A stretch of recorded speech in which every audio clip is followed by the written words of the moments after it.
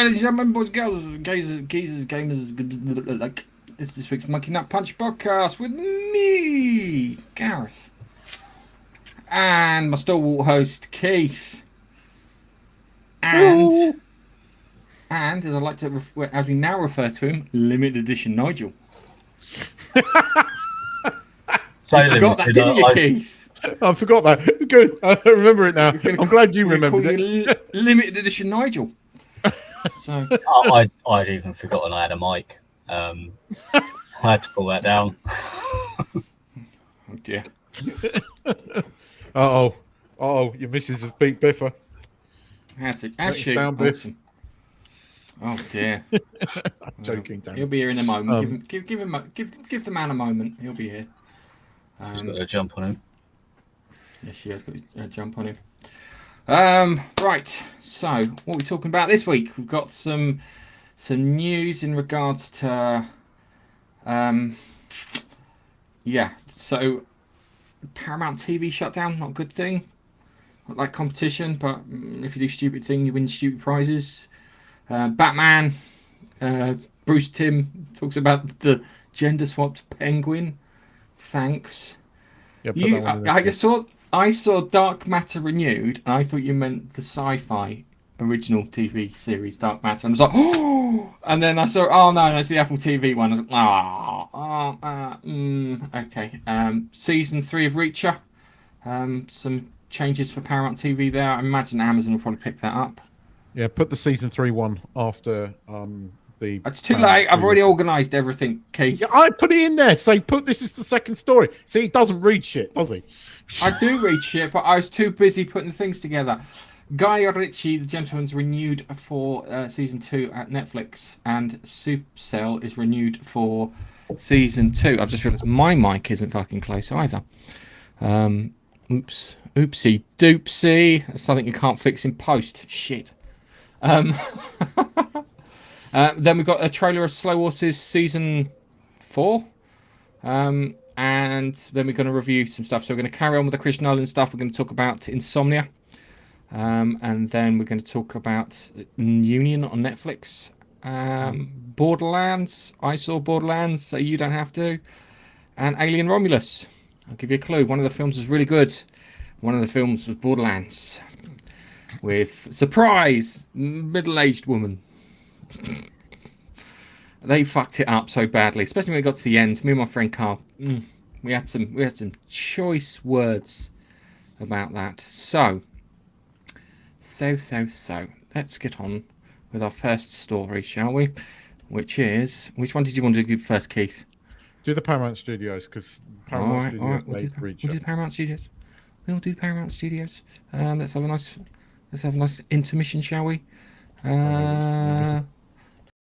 Hi, this is Nigel, and I'm talking in my lovely narrator's voice. Bask in its loveliness. But don't bask for too long! We need your help! Come to YouTube and watch our videos for the love of God! Well, send Keith round to your next barbecue and he'll eat all your food. Toasty! You have been warned. Paramount Global announces the closure of Paramount Television Studios as part of a broader efforts to cut costs, aiming to eliminate $500 million amongst significant shifts in the entertainment industry. This marks a significant chapter for the studio, which initially launched in 2013 to help Paramount Pictures re-enter the TV market. Over the years, Paramount Television Studios has produced such notable series as Jack Ryan, The Offer, for various streaming platforms. The closure reflects the ongoing changes and transformations within the media landscape, and traditional studios and networks continue to grapple with the demands of the streaming era. So, is this the first streaming service to go shit? Well, no, because it's not the streaming service; it's the studio. So Paramount TV Studios made Reacher for Amazon. Yeah. They made Jack Ryan for Amazon. So they make a lot of stuff for a lot of people. I mean, they've already flogged Star Trek.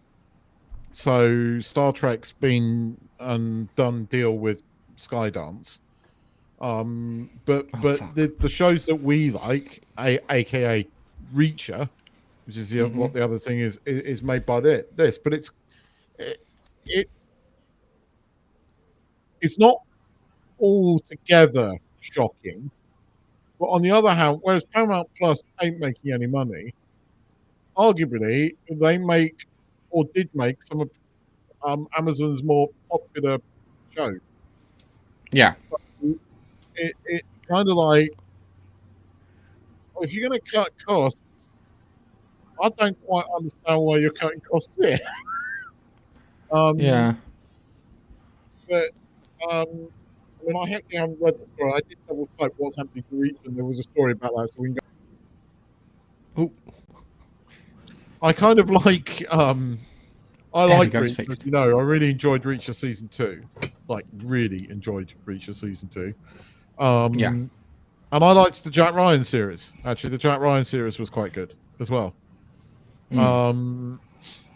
So, and they've made, you know, other stuff, but it's quite surprising. It's quite surprising. Yeah. Well, it's. I think the problem is the whole streaming model. Yeah, because when you had network television series, yeah, you put an order in for a 22 episode season that would run for pretty much the entire year with breaks in between for the mid season and to the next season. Yeah. And when it was on TV, and if you've ever watched American TV, you know that they like to have an advert every bloody opportunity they get.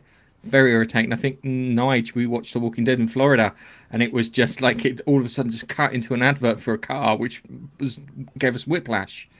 So they're not getting that steady revenue there, and they're dependent on people buying into their series, be it on Paramount's streaming service or Amazon's streaming service, and trying to get money from them. It's a little on the difficult side because you just tends to be a one-off cash payment. So actors and writers are finding if they're doing streaming services, they don't get royalties anymore. Yeah, because when it's showed on TV, you get a share of the ad rev. Yeah, and it's and that's one of the problems with streaming, and that's why if you've got Disney Plus now or if you've got Amazon now, they put ads in there. Yeah. Because they want to attract these people and they want to keep these people, and the only way they're going to do that is to put ads on, which fucking annoys me because I'm already paying for a streaming service.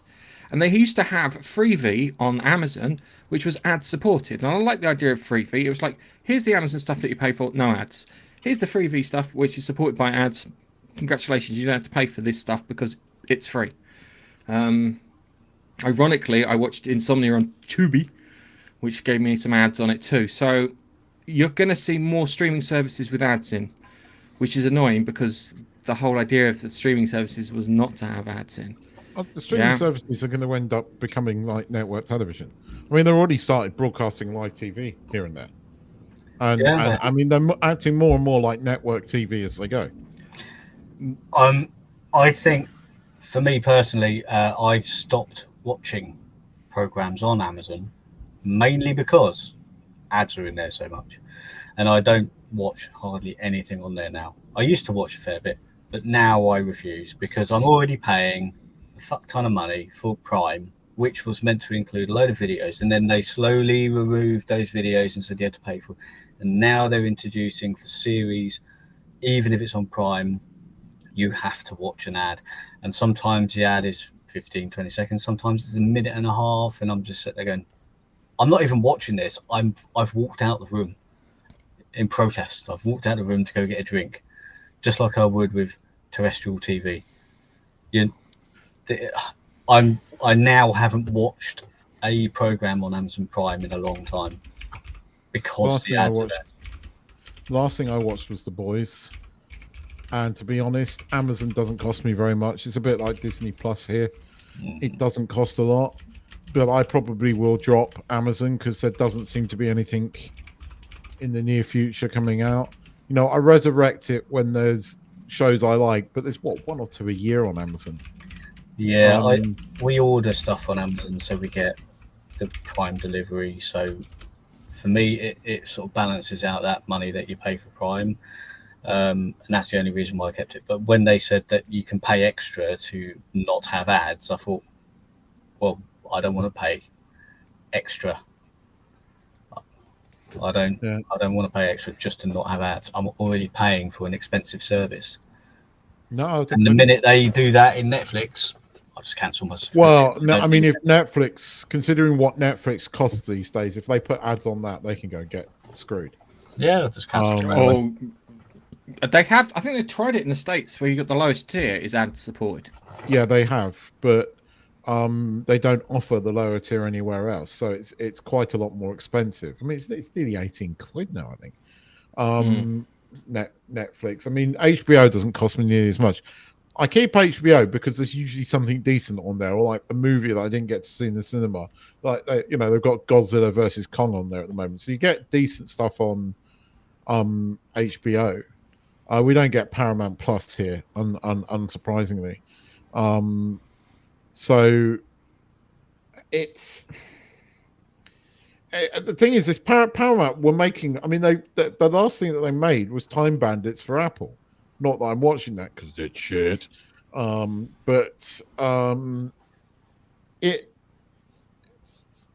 were making some decent shows.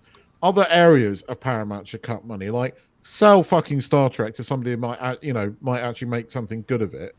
I mean, God, did you see any clips from that goddamn bloody Kurtzman and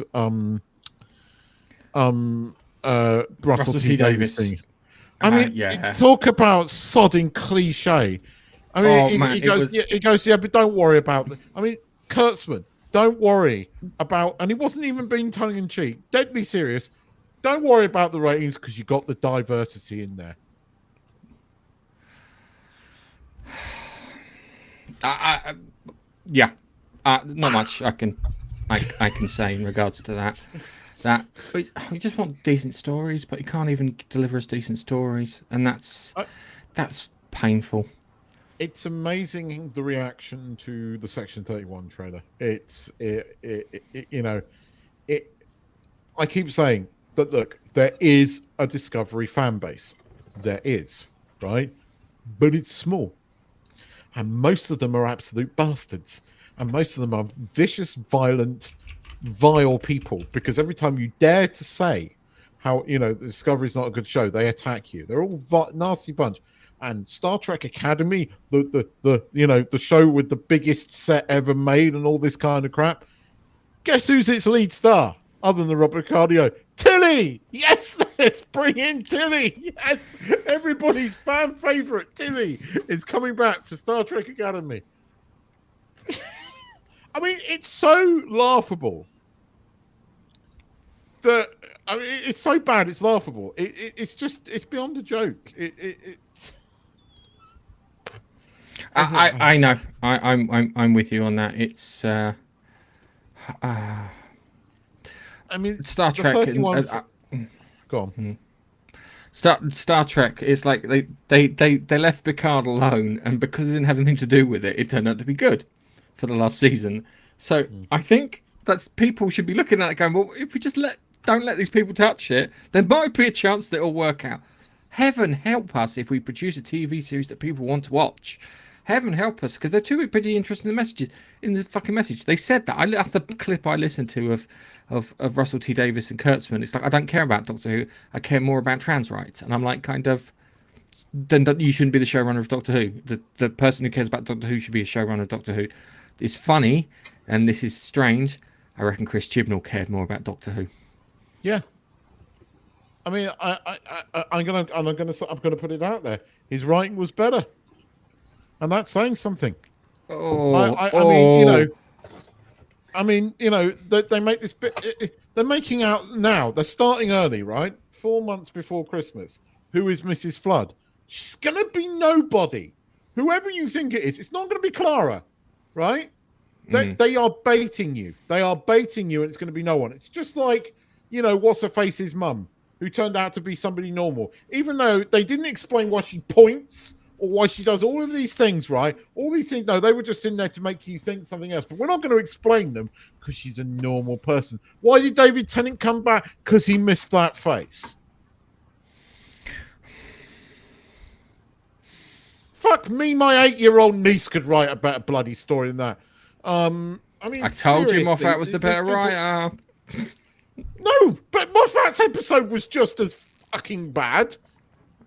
It was the best episode of the entire run. I can't defend Moffat anymore. No. Hang on a second. Hold on a second. It was the best run. He stopped shooting Gatway running around and trying to get off with other blokes by having him stand on a landmine for a complete episode. And there was a remote chance that he may die. That, massive improvement. I'm sorry. Come on. Keeping him still, yeah? And stopping him from getting off with the local blokes. That's a great thing, I think. Moffat did that on purpose. Moffat is a fucking subversive. He really is. Well, maybe. He did an anti-immigration episode of Doctor Who. Potentially. No, he did. He did. What was it? Did you? By the way, have you watched Disprew's last? Talking of Moffat, have you watched Disprew's latest video? Of. He started including clips from Coupling. It's brilliant. Yes. No. Yeah. I like Coupling. Coupling was great. The Giggle Loop. What a fucking great idea. But no, look. I thought this was probably one of the more successful parts of Paramount, and they've cut. They need to cut like 500 million or something, or 500 million. And so they've got rid of the TV studios. They flogged Star Trek or CBS and Skydance. Let's see what happens there. I don't, if the film flops, Section 31 flops, which it will do. I don't see how Kurtzman can carry on. Yeah, when it flops. And Academy again, we couldn't see how he carried on this far. So who the fuck is paying for this? Well, you see, Academy, right? Everybody's going to watch the first episode of Academy because it's got Robert Picardo in it, and that's going to draw. And it's got Paul Gambatini, whatever his name is. That's going to draw, right? I mean, he's a fucking good actor. People are going to realize it's Discovery season 6, right? And switch off. So it's going to be Rings of Power. It's going to have it's going to be like, I suspect it's going to be around about the 30% of the people that started watching Academy that will end up finishing Academy. And I don't see how that will guarantee a second season. It probably will, because they're not going to make Legacy, even though Picard season 3 did really, really fucking well, considering cost versus views versus popularity worldwide. Picard season 3, when you take views versus the money that they paid for it, is the most successful Star Trek series in 20 fucking years. In fact, it was more successful than Enterprise. All right. Anyway, I think it's time we move on to our next story. Well. Oh, fuck. I've covered up my bloody notes. In the shutdown of Paramount Studios has raised concerns about the future of many shows, including Reacher on Prime Video. While Reacher season 3 has already completed filming and expected to release in 2025, the shift in co-production responsibilities to CBS Studios following Paramount's restructuring could influence the show's direction from season 4 onwards. Although the many changes in management, production could potentially alter the show's future. Fans can expect season 3 to stay tuned to a high-octane, high-action, suspense-filled blah to come to life. Look, right. So going back to this, yeah. Do you think they'll wokeify Reacher? That's the question, isn't it? I mean, at least season 3's been filmed, so we're going to get at least one more series of big guy smash. Yeah. So I think the first thing we need to do is keep an eye on Lee Charles and on Alan. What's his name? Alan Rickman, who plays Reacher. It's not Alan Rickman. Yeah, I mean, if Alan Rickman's playing Reacher, he's doing a bloody good job. That would be a great. Could you imagine Alan Rickman as Reacher? It would be so inappropriate, but so fucking entertaining. You could do Bill Nye as Reacher. He's still alive, and that would work. He's still alive. He's very much still alive. I don't know. Sorry, what's it's his Alan. name? Alan Ritchson. See, this is it. This is what we've been missing, Gareth. get Nige on it. Nige and his superior Googling powers. So I don't know if I'm alone, but I didn't really enjoy Reacher season 2 as much as season 1. What's wrong with you? Didn't enjoy it as much because it was Reacher and friends, and all his friends had a special skills. I get that. You I like the idea of prefer- the lone gunslinger walking into town and sorting out the problems and then disappearing off. Whereas he the was next leaning on his friends for everything. Whereas in Yeah. the first season, not. So it lost its magic for me a little bit. I like season 2, but I can understand where you're coming from because that makes sense. I didn't dislike it. I just didn't think it was as good as season 1. There's some better fights in season 2 though. The bit where he takes on the gun, the bike gang, and he fucking literally,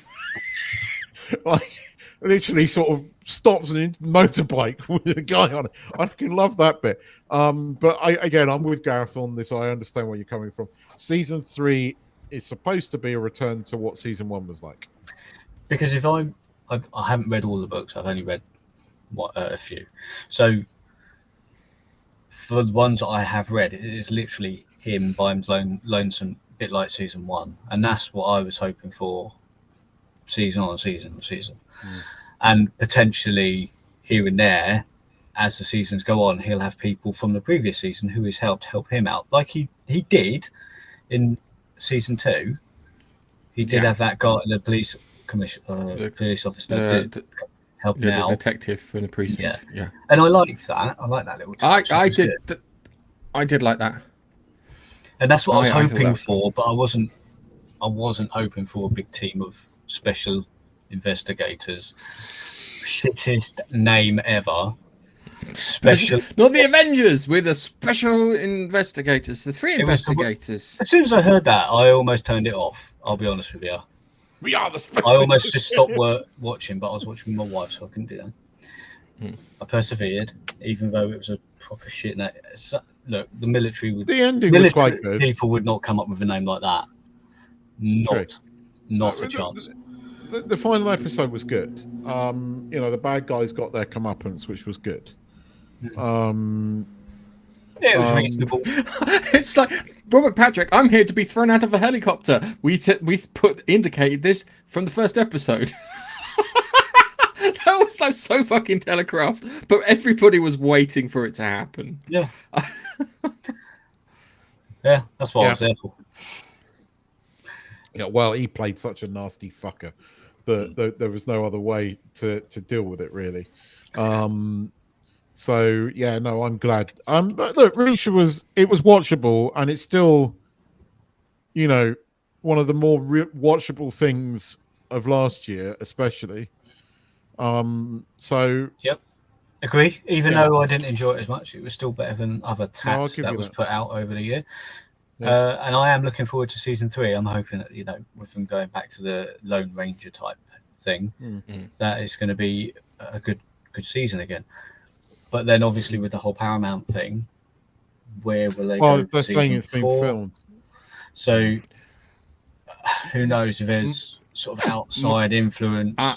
My money is on Amazon buying it and doing it through Amazon Studios. I don't see why they shouldn't. It's the things that they need to own, and Reacher's on that, along with the Terminal List. I think they own The Boys.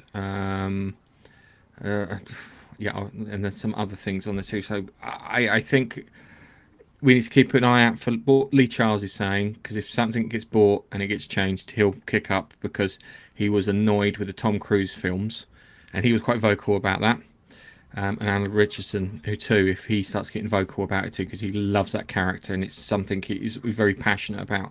So if those two start piping up, I would lay money on Amazon buying it, them being the studio to own it, because I think they've got there's a good like 7 seasons in total that they can do quite easily. Well, they could do given the books. Season, couldn't they? There's so many books. That's nice and easy. It's like it's not even. The book and do it. Yeah, the books are good enough, obviously, because they've got such a massive following and the stories are well written. Why would you not do a book a season and just go through that? Just maybe season 2 was a book. I don't know, but Yeah, it was. I don't know. So Yeah, season If they 2 and do a season 1 book were both books. Yeah. yeah, so they continue with that, do a book a season. There's plenty of Yeah, source but it is material. one of the. It's one of the more popular things on Amazon as well. Yeah. It is. So I really hope that Amazon do buy it, although I am still pissed at the adverts thing that we spoke about. But Reacher is one which I would grin and bear it and watch. All right. So, as I said before, keep an eye out for anything that Lee Charles or Alan Richardson says about Reacher, and keep an eye out to see if Amazon's going to buy it. Because, as I said, that would be cool. So, MGM Studios, you'd probably hear. If that's the case, it might get filmed near me, because that's where all the studios are. I'll be an extra. On that note, yes, me too. Mini Reacher. I should use you as a toothpick. Yeah. I need something to wipe my arse on. Just grabs hold of knife. No, I'm not being that. I'm not being that disrespectful. Pretty close. How dare you claim Reacher's smaller than he is? Anyway, let's go on to our next story. God damn these electric sex bands. In a recent interview, Bruce Timm, the showrunner for the upcoming Batman Cape Crusader animated series, revealed that the Penguin was gender swapped for the show because he and executive producer James Tucker felt that Batman's rogue gallery was lacking some compelling villains, apparently particularly female ones. The decision sparked a creative process that led to a reimagining of the character with inspirations drawn from classic fillers like Marlene Dietrich and The Art of Cabaret. Tim's statement raises eyebrows, especially considering Batman's extensive roster of iconic villains. This development adds another layer of discussion about the direction and creative choices in modern adaptations of beloved franchises. Oh my word! Fuck me! Right. So let me get this straight, right? These fucking morons, right, believe that Batman, the first comic to give you a female villain of substance, right? The first, right? Do not believe that there's any good female villains. So never heard of Poison Ivy. Never heard of Selena Kyle. Right. AKA fucking Catwoman. So Catwoman wasn't a hero, she was a villain. I don't know anything about these comics. She was like on and off. So there. All I remember is the god awful film with Halle Berry. She didn't she win a Razzie or something like that? Catwoman. She thought she was bitten by a radioactive cat and got her powers from that. Go back yeah, to but she's one of the only people who actually went out and accepted the award. It's good on her for good on her for that. Fantastic. I'll give her that. Go back to 1992 and Michelle Pfeiffer PVC. Yeah, still does it for me. Okay. I only know Poison Ivy. I don't know. Michelle Pfeiffer played Catwoman in the second Michael Keaton Batman, and she wore a PVC suit. Okay. Totally. Michelle Pfeiffer in 1992. All right, dude. All right. Okay. Put your willy away. So I've just got a list of Batman villains. If they want a real, they could put Amanda Waller in it. Yes. That's a fucking villain. That's a villain that I know and I actually quite like as a villain, because she kind of straddles a line where she's trying to do good, but she's lawful evil, I think is the way you describe her. Yeah, she's following like the law according to what she believes is right, so she's orderly. So there's other ones in there too. Bruno, do you remember Bruno from The Dark Knight Returns? Big butch woman with swastikas on her nipples. They could have her if they want a big butch woman in there, even though it was, but it's like kind of. I've got a list here, and there's tons. There are absolutely tons. Some of them I've seen crossed over from other bits. So you've got. Let's have a look. Lady Penelope Pea Soup. I have no idea who she is. That's why I don't. Punchline, who I think is a new villain, is the Joker's daughter, if I remember correctly. What's one called Query? Given my job, that's a interesting one to have. Harley- Roxy Rocket, it's loads. Harley fucking Quinn. Yeah, I know that. But I it's mean, like these kind of, people are morons. Sorry. Well, Harley Quinn's been done, hasn't she? She's been in, was it Suicide Squad?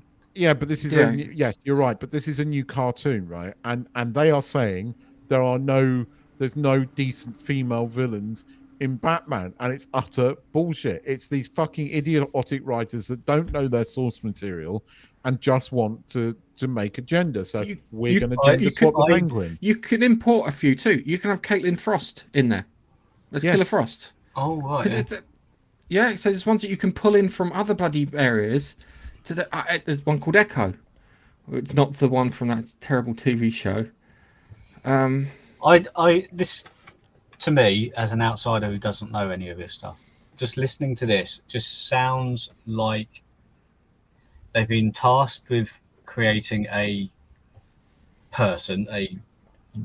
series around a female villain, and the writers have gone, I don't know, we'll use Penguin, but Penguin's not. We'll just flip it. We'll just say there isn't any ones. Doesn't Penguin have some kind of female adjutant sort of person, like his lieutenant, or maybe that was just in the Arkham games? Who was his?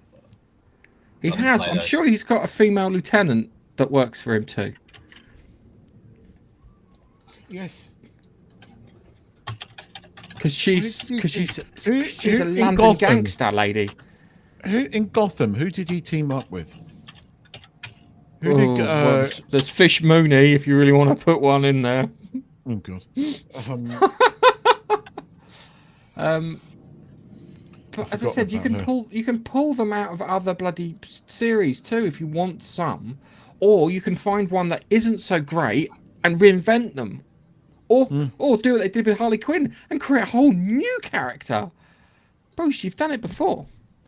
Yeah, and it's bullshit. It was done to wind people up, to get people talking about it, so people go and watch it. This is what they do now, right? They do this on purpose. They're creatively bankrupt.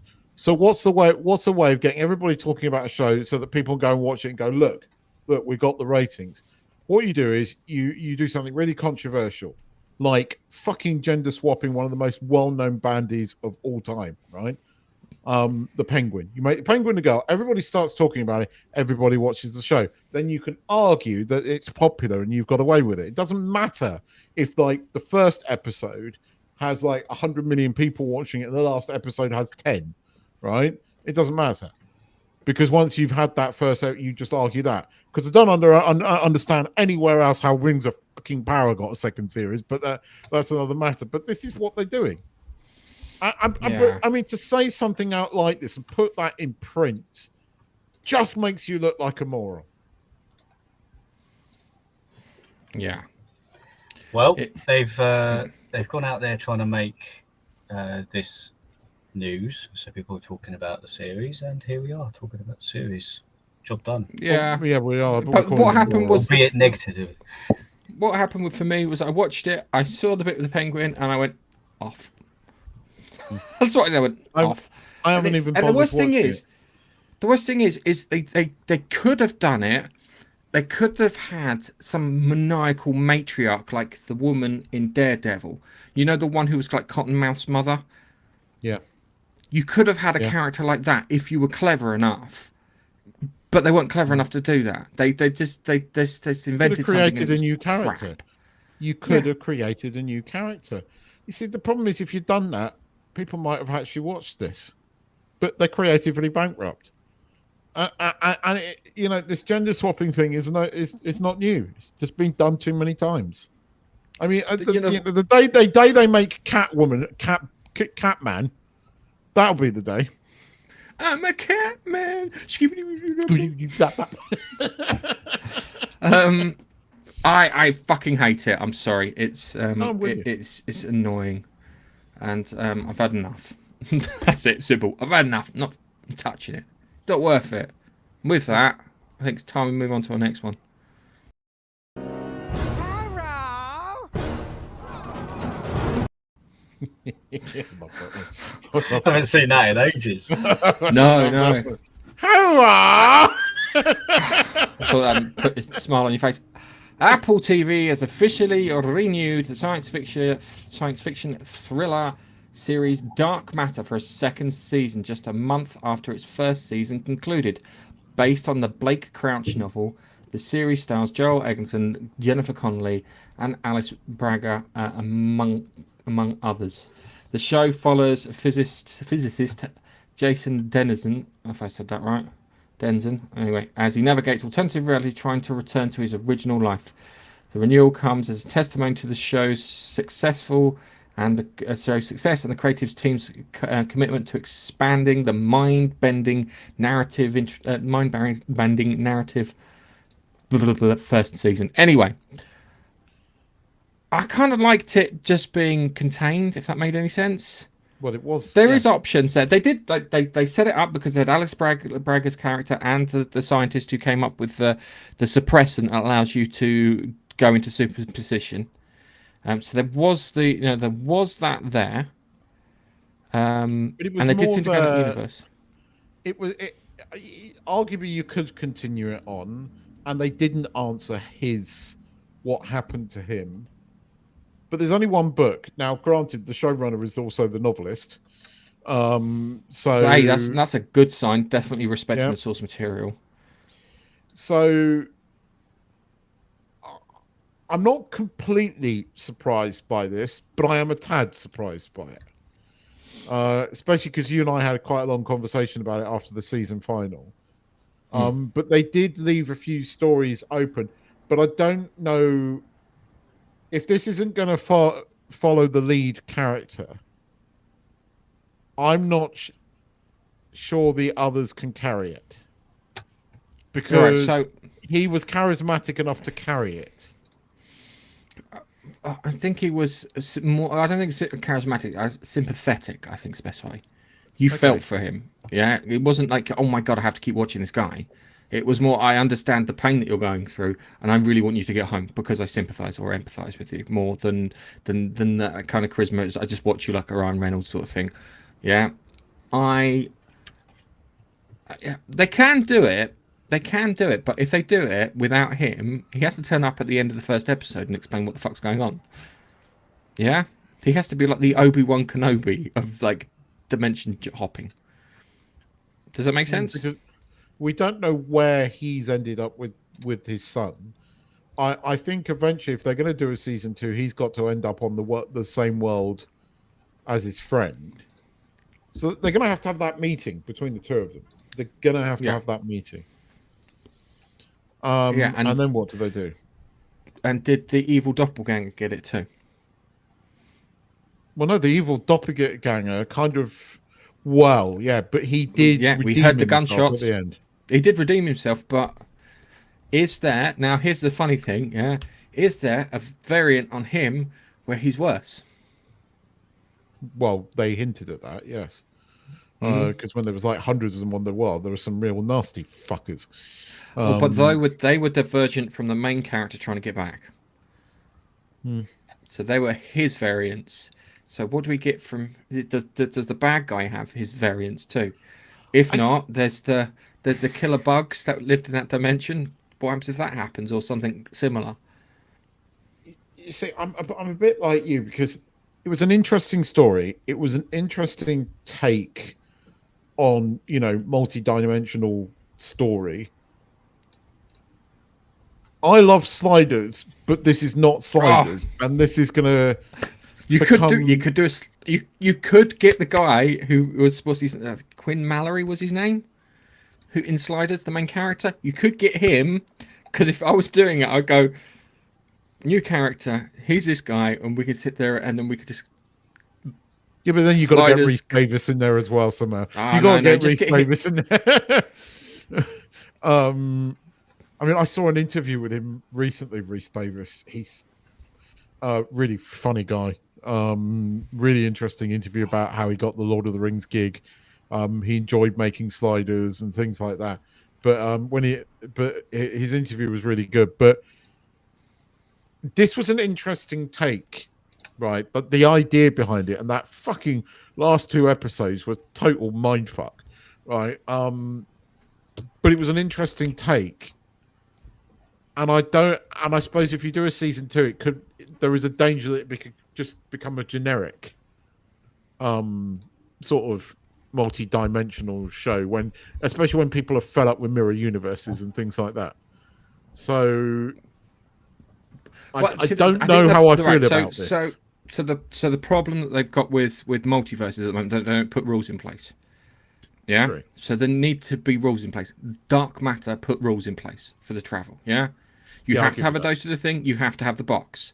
Yeah. And you can only go where there's another box. Yeah. So the big corridor isn't the box. Isn't a corridor. It's the box folded over on itself multiple bloody times. Yeah. So you've got that. So if that's the only way you can go back and forth, is there another universe where someone else does that? Do they go to the good universe where Alice Bragger's character is and his mate who develops the serum is, and they bring something that shouldn't be there and try and sort that out? So they have to then jump from other dimensions then to try and find a dimension that has the cure for whatever they've else brought across. Because I kind of pointed out the fact that you can open the box up and some weird, horrible shit can come through if you're feeling a bit down, because it's based on your mental state. I'd be fucked if I was trying to travel through there. It'd either go one of 2 ways, yeah. But coming back to that, you know what? I don't think it'll be as good as season 1, but I'm interested to watch it. No, I'll give you Make that. Sense? Yep. I still don't know how I feel about it, but I agree with you on that. I agree. I enjoyed season 1, so I want to see this. I just think when you make a series like that from a single novel, the one thing it has got going for it,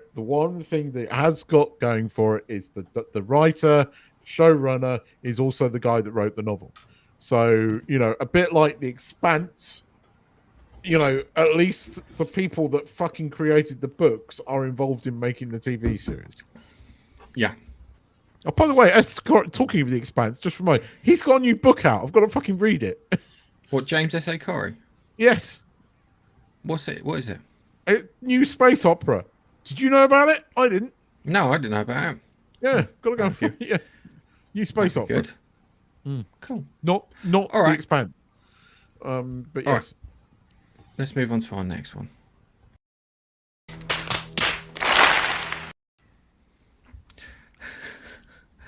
Oh, crikey. Oh, jeez. Where is it? All right. Netflix has renewed the hit series Supacell for a 2nd season, following its strong debut on the platform earlier this year.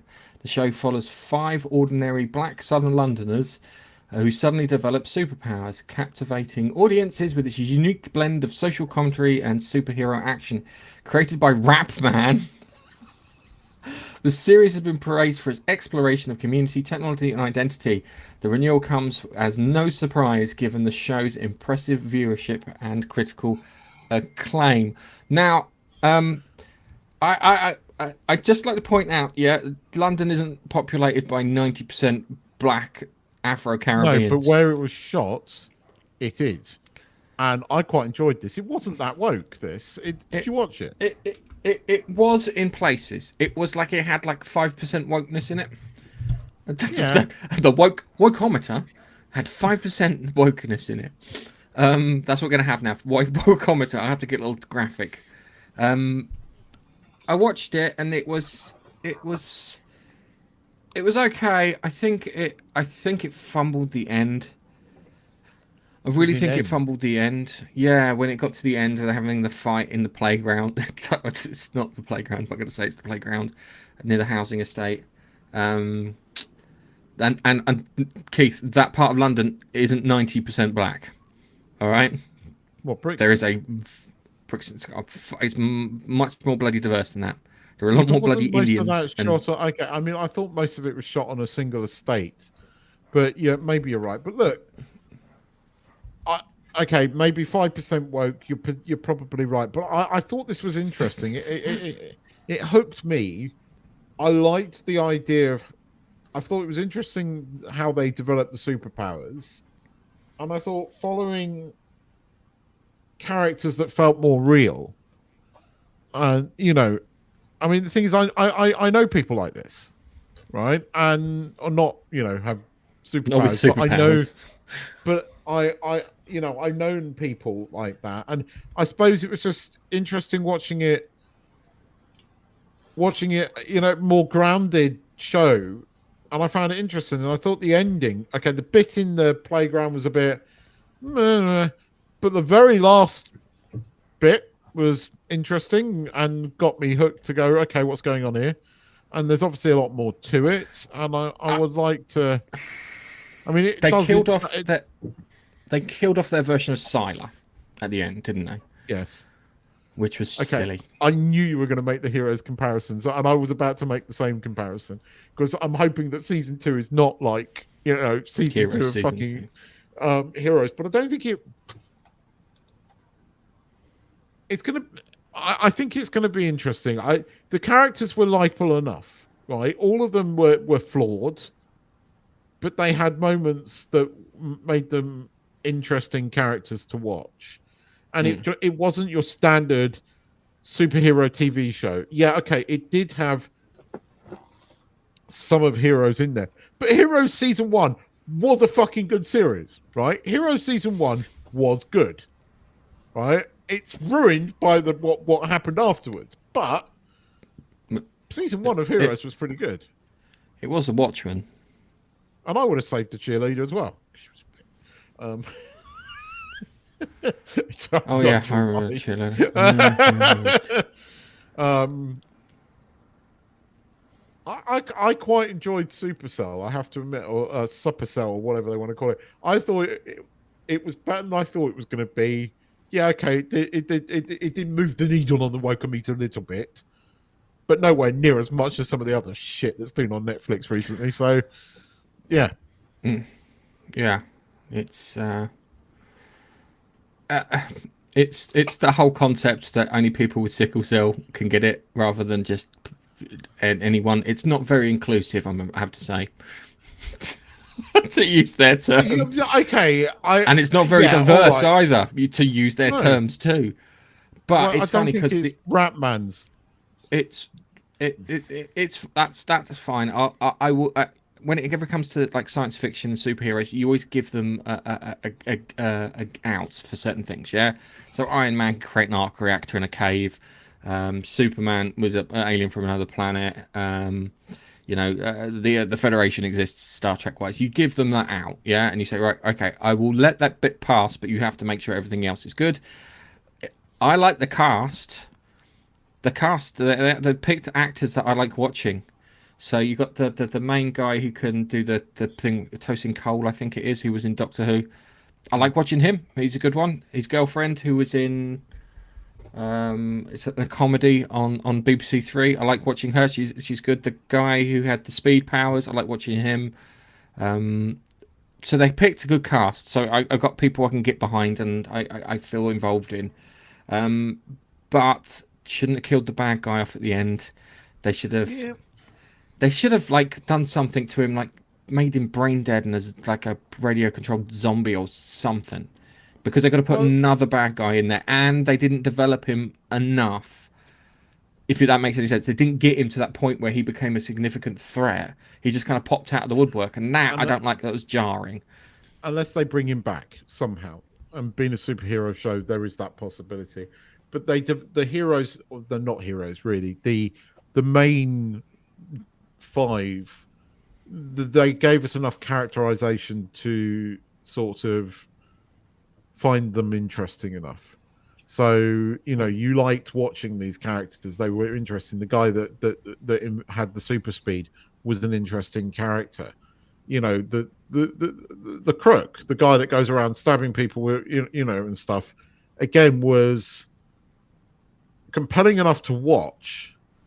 Not sure I fully sympathized with him, but compelling enough.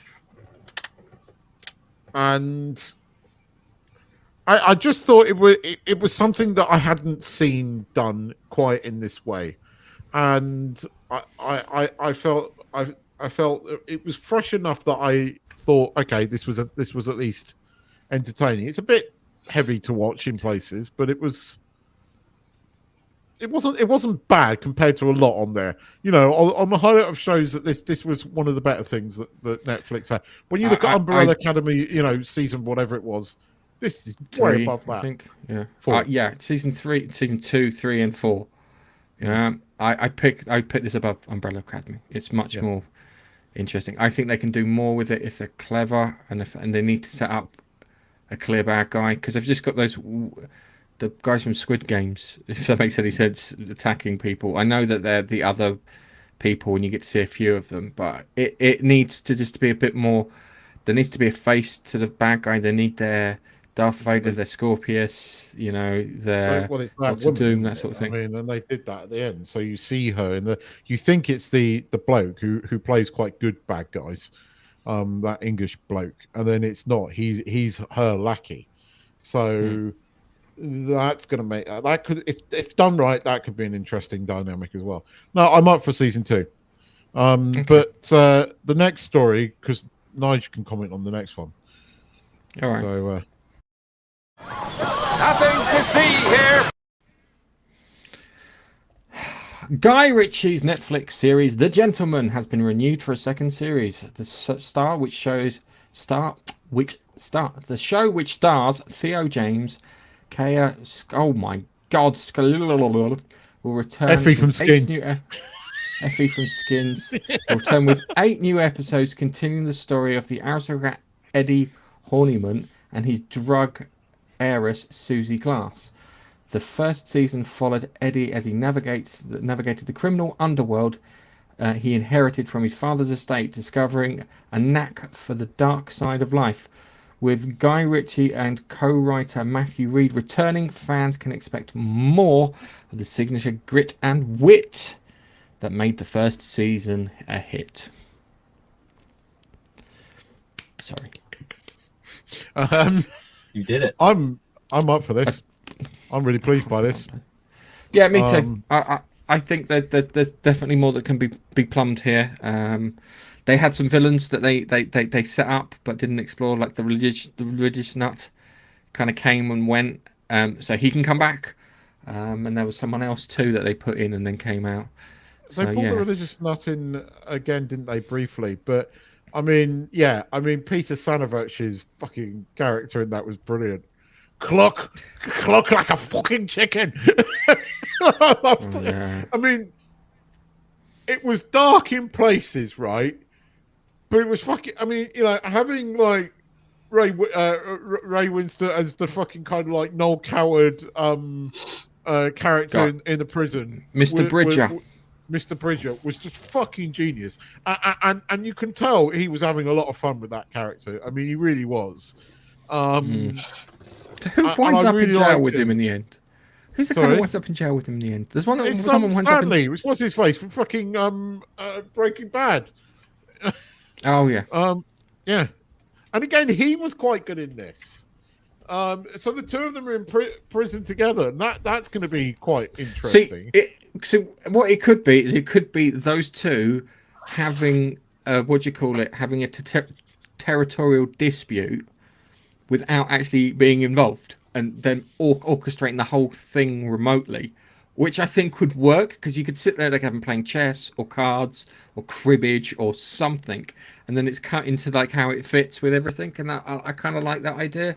The character's really good. Susie Glass, I liked her. She was kind of I don't want to say she's all right. She's a girl boss, but she's not like the shitty girl boss that you get. No, she was right. The thing about her was she wasn't written like a girl boss. She is a girl boss, but she wasn't written like what we would call a girl boss. So she was written.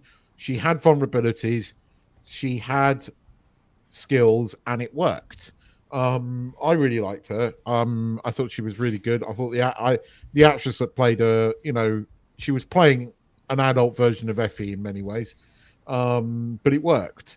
And her alongside the Lord it worked. The two of them together just worked. And it's one of the most. I like the film, The Gentleman. It's different.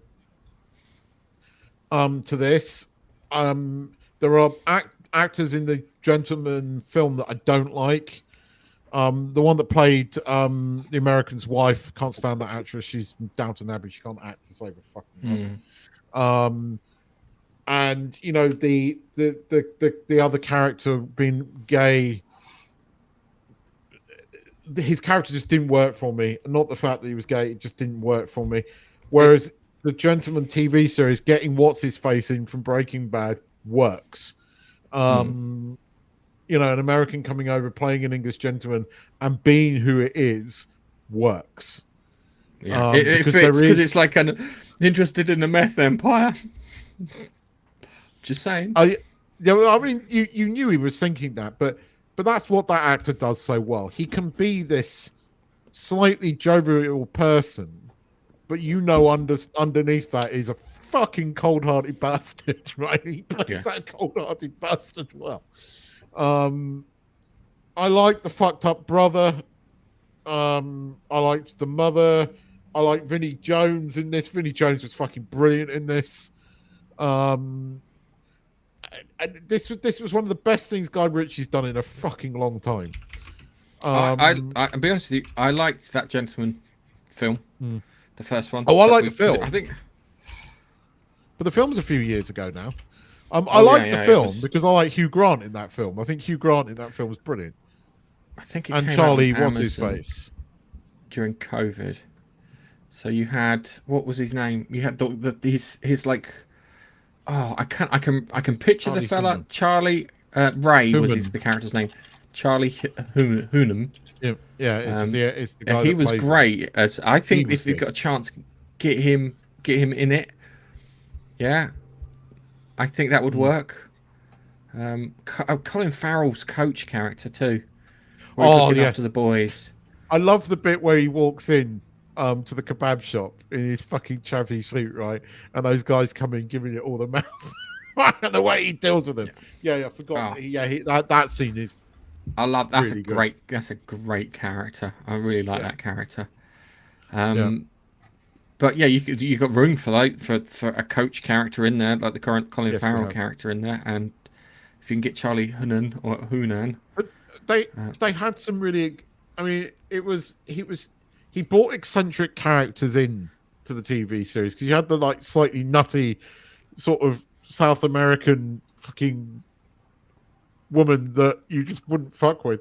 I mean, she was completely fucking insane. But I love. Oh, I love that. That was great because it was a juxtaposition sort of thing there. It was like, no, she's fine, and then crazy bitch.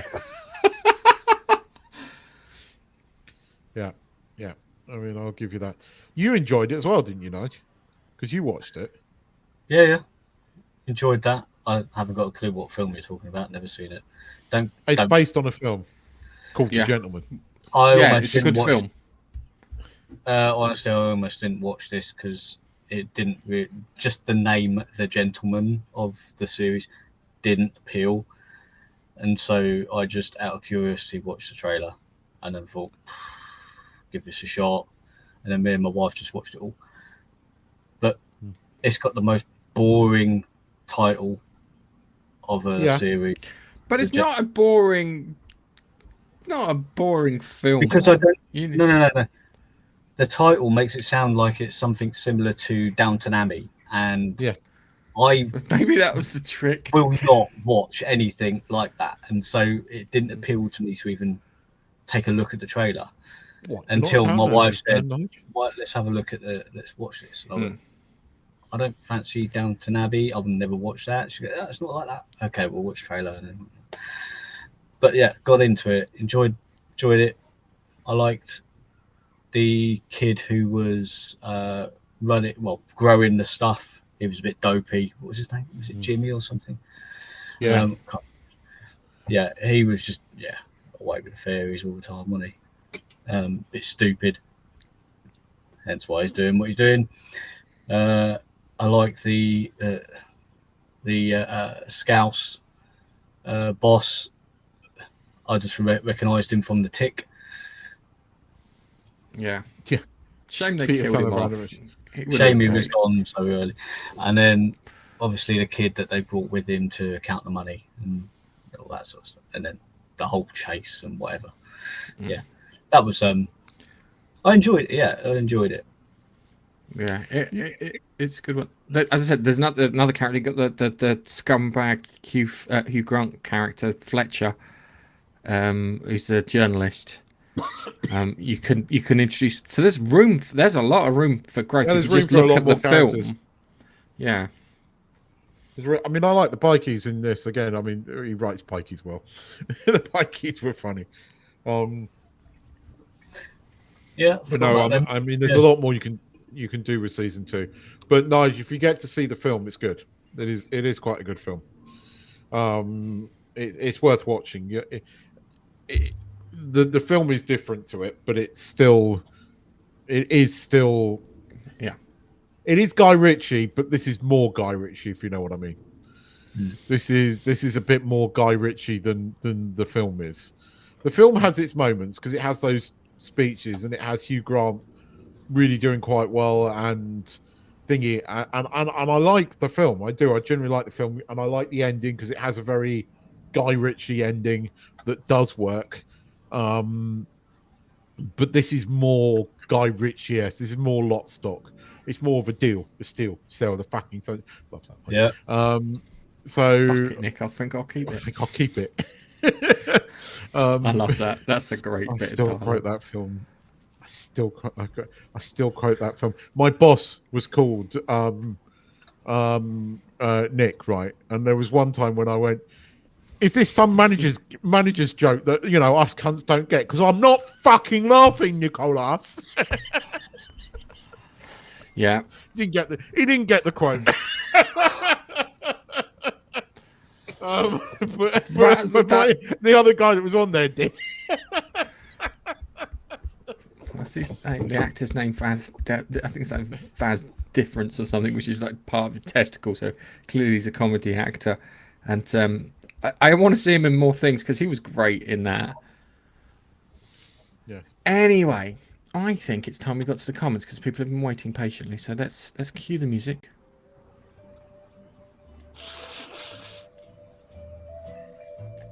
And let's have a look at some of the comments. Bloody hell. So, Tan's in here first. And she's happy. No Biffa this week. No Biffa this week. I'm hoping he's alright. And, haha, American TV. Yeah, adverts on American TV. Christ, they're terrible. They really are. We have longer advert. I think we're like 5 minutes less than you, but we have longer advert breaks so people can go out, go to the toilet, make a cup of tea, come back, watch a TV show. But they do increase the volume on the adverts so you can hear it when you're making a cup of tea. That's why in the UK, adverts are louder than the regular TV. Hi, Jack. I was commenting the other day saying adverts weren't like all the adverts I remember from the 80s. They don't make adverts like they used to. They don't make adverts like. Yeah, the Tango adverts. So here in the States, the promise in the 1970s with cable TV paid was there would be no ads. Oh, that sounds so familiar with streaming. I can hear the bullshit as it plops and hits the floor. Hi, Laurie. Hi, Steve. Hi, Steve. Everyone's just being really nice to. Oh, hang on a second. Don't do it. Hello, Dave. No. Okay. I didn't move back, so I didn't blow up the mic. Okay. All right. Because poor people's eardrums. Where is it? Where is what? So, I don't know. Tanith, where is what? Insanity. I enjoyed the Gentleman film. Yes, that's good. We got a random yo from Chuck Yo. and Aero Bubbles. Yes. I was thinking of like the Weetabix adverts and like the old cigar adverts, the Hamlet cigar adverts. I love the. Oh, where is it? The location for Supacell. I thought it was meant to be like some housing estate in Brixton or something, or around that area. To South London. South London, mate. South London, right. Have you heard me talk about the Aero Bubble advert? Yeah, well, which one? The one where I recalled exactly what the gentleman said, and my wife didn't. Should we just take a moment to observe? Are you sure that you want to get one over on your wife live on a podcast? On air? Yes. Is your sofa that comfortable?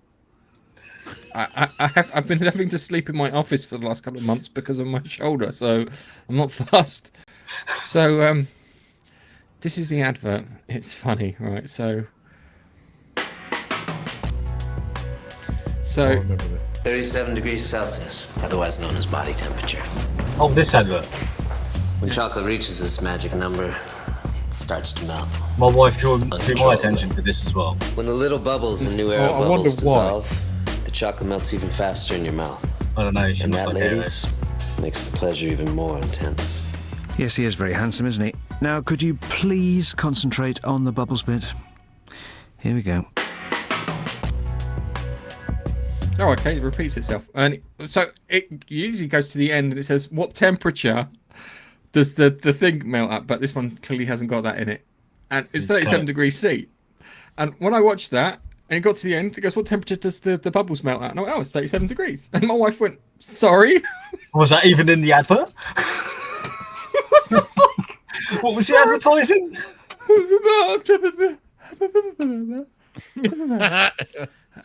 So yes. You see, nowadays the adverts I don't mind watching. I actually come up on things like Facebook or something like that, but where it's not on TV, where they're a bit more funny.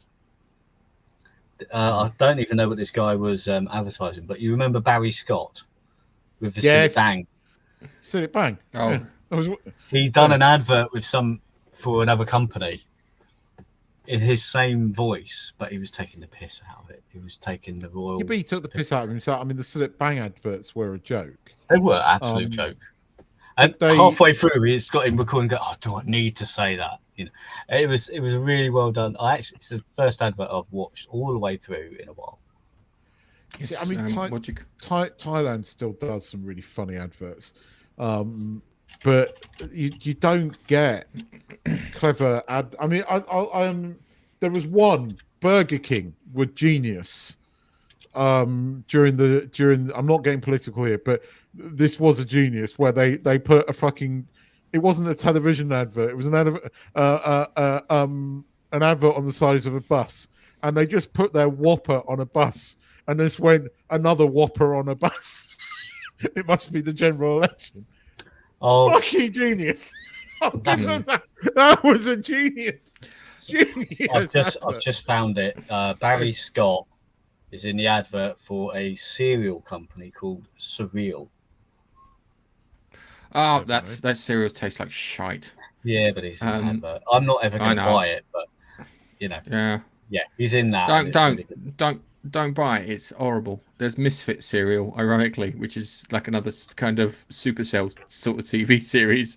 Not that it's named after that. Not that I'm going to buy that cereal, but the advert is funny. Okay. And that is what you need. All right, let's look at the trailer for season 4 of Sclerosis. So I haven't seen this. So I haven't even seen season 1. I don't even know what this is. We're on target, just like old times. Slow Horses trailer starts now. Why do you need to do that? Jackson Lamb, you're in charge of the rejects. I don't like being called that. What do you call them? The rejects. People are sent to Slayer House for one or two reasons. One, they're an absolute loser. Speak for yourself. And two, they've unwittingly pissed someone off.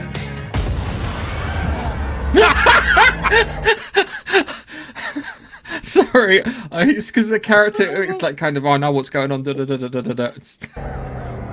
We're confirmed it's a car bomb. A suicide attack on a shopping centre. My God. I don't know why you're bothering me with all of this. Shouldn't you be out there making sure no more bombs go off? need to send a message. You're about Ooh, Hugo Weaving. to find out that it's all just starting. He's a monster. He created an assassination squad. Handcuffs won't be necessary. Come on. I'd rather not take any chances with a man who looks like he gropes people on buses. You're being hurtful about my appearance. I might have to call HR. I'm putting out fires every day. You just want to keep your job, is all. Yes, because I'm bloody good at it. I need to protect my grandfather. He's confused all the time. He thinks he's being watched. You always run off by yourself trying to be a hero.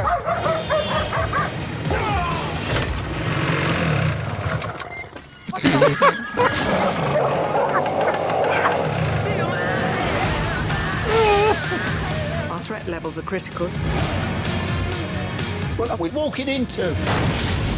I was hoping I wouldn't have to kill you. Turn the car around now! I'm going back to bed. Would you also consider a shower? Yeah, it's a tempting offer, but I don't think that's appropriate right now. I mean, apart from anything else, well, my team just died. So who died? Is I the think question. It's a red herring. I think it's a red herring. You do.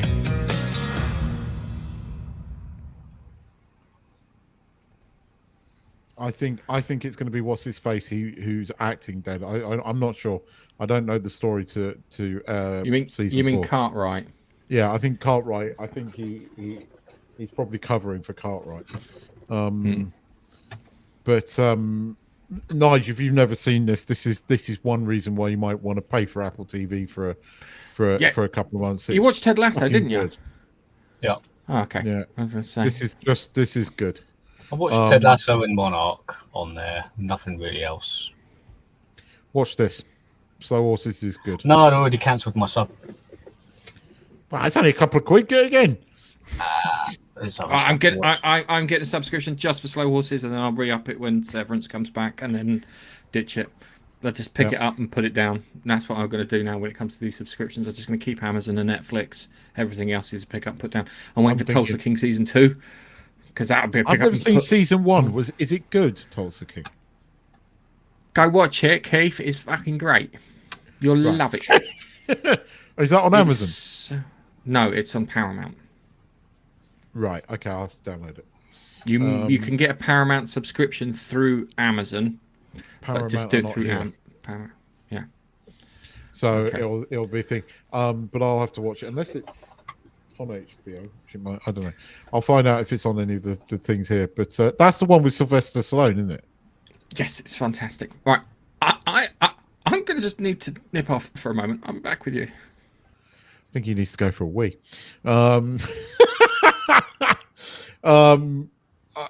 Nigel, if you've never seen Slow Horses, though, you've got to watch it one way or another because Gary Oldman's character is just fucking brilliant. And each season's been really good. Season 3 is probably the best. But each season is really good. It's basically about a bunch of rejects that are spies. And Gary Oldman being a complete bastard, but in gloriously wonderful ways.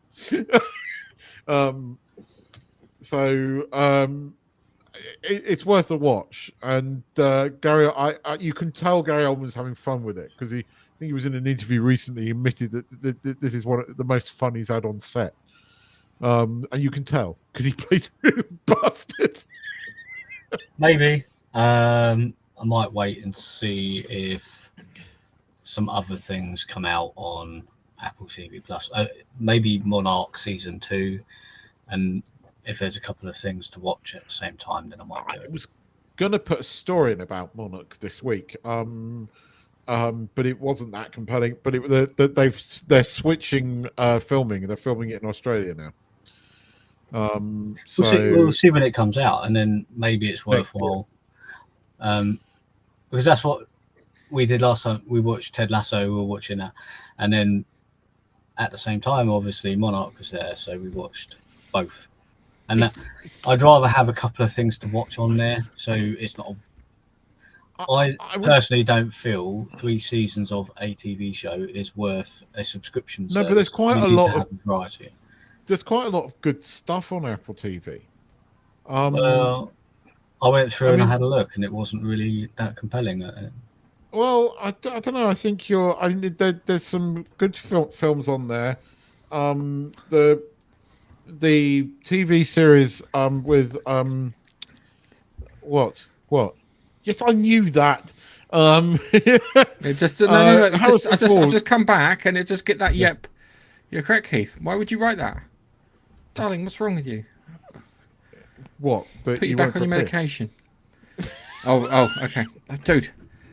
Oh man, I went from dehydrated to hydrated. Anyway, so if you can give Slow Horses a chance. There's some other things. You can watch Dark Matter. What was the other one? There's a Tom Hanks Severance. Severance is really good. Beyond For All Mankind, you might enjoy. The Tetris film, if you saw that, that's quite good. Tetris film's really good. That's really surprising. You don't trust me, Nige. It's a true story. That's the bit that gets me, because I've already heard about the true story behind Tetris. Yeah, it was I did a Channel 4 documentary on it, and you watch the film and you go, "That's his bollocks," and it's like, no, most of it's true. May have been a bit fleshed out to make it a bit more exciting, but yeah. The Tetris film is genuinely quite good. What else is on there? Blackbird, that's a good one. That's fucking good. That So you'll never look at Stingray in Cobra Kai the same way ever again. I haven't watched the thing with Spider-Man guy in it, but that's meant to be good. Oh yeah. There's quite a lot of good stuff on there if you persevere with it. And there's something that's just come out from the guy that did Scrubs, and Ted Lasso, and this is meant to be good. I'm going to give that a go. Okay. But Apple TV, yeah, I would say it's only a couple of quid. It's worth it for a few months anyway. Yeah, just do it a and month. Ted Lasso. Yeah. Right. Let's go into our reviews. Do you want to do shall we do Alien Romulus last? Because I'm going to go lots of spoiler on it, unless you don't want spoilers, Keith. No. I'll watch it, but I already know quite a lot about it anyway. I'll talk about quickly the Union. Yeah. Before I get into that, don't fucking watch The Umbrella Academy. It's shit. And the ending is shit.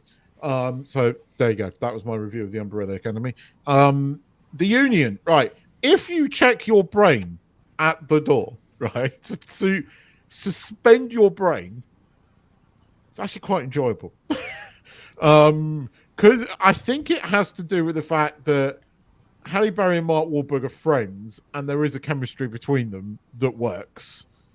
You've got J.K. Simmons as the boss, which works. It's shot mostly in London.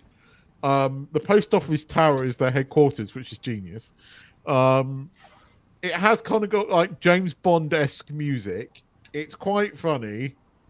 It's got Michael Corton, the guy that was that big dude that was in the Marvel TV series.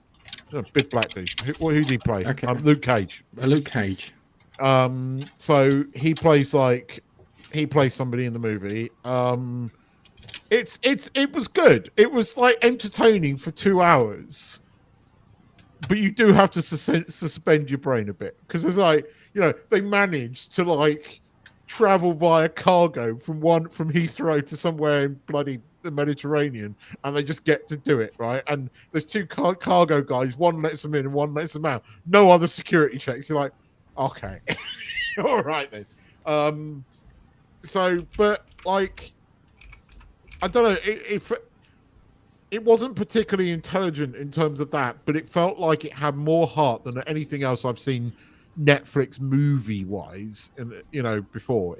This movie felt like it had a little bit of heart. The characters, they develop Wahlberg and Halle Berry's character. 2% woke.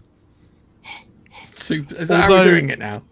2% woke. There's a bit where they talk about Mark Wahlberg's father having a problem because he was in a relationship with Halle Berry. But actually, when you look where they grew up in Jersey, you go, well, actually, that's possibly believable. You know, there's some. It's good. It's not intelligent, right? You have to suspend your brain, right? Check your brain at the front door. Go in, sit down, watch a movie for 2 hours. You'll have fun. Okay. And, is it on Netflix? Yeah. Yes.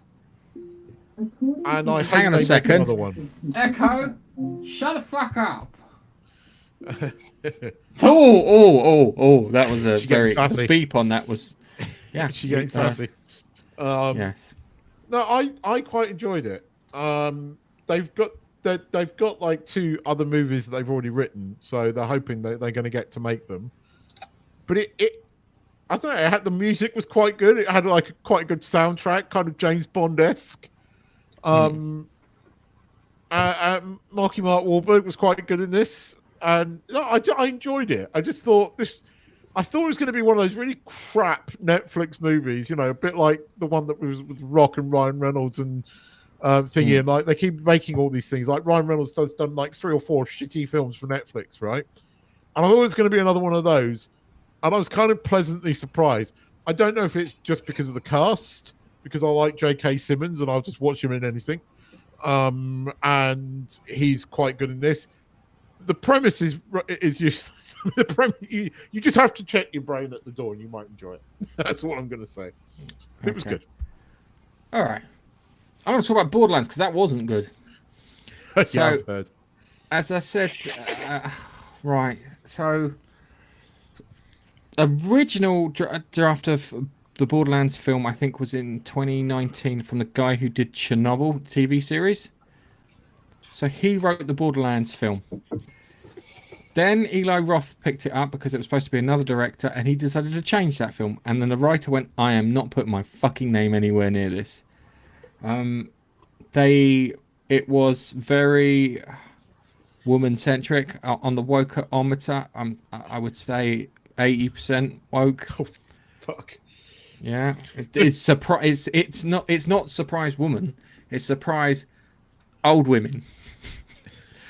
So they completely ignored the male characters in there. Yeah, so and they add Tiny Tina in there, who's from the second game in there. They don't put Handsome Jack, who is a fucking great bad guy in a video game. He is one of the top tier bad guys. Imagine that you're playing this game and you can just get this guy mouthing off left, right, and centre to you. And it's great because when you play the game, you get it at the beginning. He's really cocky, and then you start getting in, and then you start hearing him sound a bit more angry with you, and this, that, and the other. And it's great. That is fantastic. But none of that. There's a character called Brick in it, who's one of the main characters from the first game. Not in it. There's a character called Mordecai in it.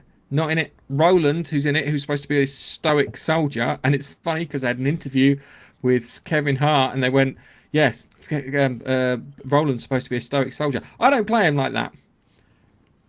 Well done, Kevin. Yeah, you fucked that up royally. And I kind of like Kevin Hart. It doesn't come across as too arsehole-ish, if that makes any sense.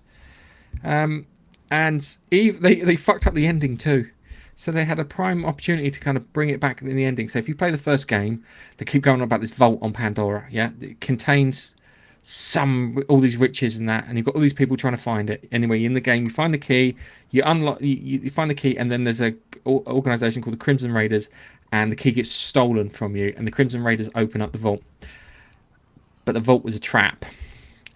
They had got the vault, and they'd stored away this thing called the Destroyer, which was this horrible entity that could destroy worlds, hence the name Destroyer. Did they do that at the end of the film? No, they fucking didn't. So even when you thought, because they're surrounded by the bad guys, the vault's there, open the vault, and it's like, open the vault, just do it within the game, open the vault, have the destroy all the bad guys, and go, well, the bad guys have gone, but then we have to destroy this fucking thing, and then they have to figure out how to beat the bad guy. Couldn't do that. Tiny Tina, I like the actress, she's good, but she's not there for that first game. She and the way they create the character, in the character, her parents died and she had to bring herself up, teaching herself high explosives because that's what she enjoys. So she likes blowing things up left, right, and centre. Not the case in this film, which kind of like butchered the source material, even though the source The material actress was that plays Tiny Tina, is that the actress that played young Yes, Ahsoka it's the one who played Ahsoka in that shit she did a TV much series. fucking better job of young Ahsoka than fucking what's-her-face did as old Ahsoka. Yeah. She did. There's some glaring like plot holes where it looks like they've edited it to pieces and that. Kate Blanchett, she looks good in it, but she doesn't seem very bothered, if that makes any sense. Apparently, the reason she picked up the contract was that she was at home with COVID and she just needed to get out of the fucking house. That's a great reason. Why did you do the Borderlands one? Well, I really needed to get out of the house because I was going fucking mental. So she did that. Do you have to note this film was back from like 2020? So it's been sitting on the shelf for years.